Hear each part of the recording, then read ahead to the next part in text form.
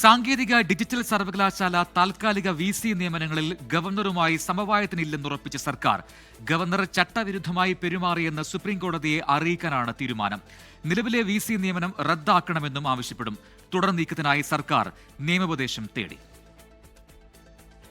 Doctor Ciza തോമസിനെയും K ശിവപ്രസാദിനെയും താൽക്കാലിക VC-മാരായി 6 മാസത്തേക്ക് നിയമനം നൽകി ഗവർണർ വിജ്ഞാപനം ഇറക്കിയതോടെയാണ് തീരുമാനം റദ്ദാക്കണമെന്നാവശ്യപ്പെട്ട് മുഖ്യമന്ത്രി ഗവർണർക്ക് കത്തയച്ചത്.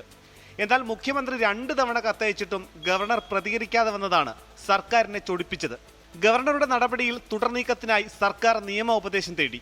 എന്നാൽ സർക്കാർ പാനൽ തള്ളിയതിന് പിന്നാലെ ഡിജിറ്റൽ സാങ്കേതിക സർവകലാശാലകളിൽ സ്ഥിരം VC-മാരെ നിയമിക്കാൻ തയ്യാറെടുക്കുകയാണ് ഗവർണർ. ഇതിന്റെ ഭാഗമായി ഇന്ന് ഉന്നത വിദ്യാഭ്യാസ സെക്രട്ടറിയുമായി ഗവർണർ കൂടിക്കാഴ്ച നടത്തിയേക്കും.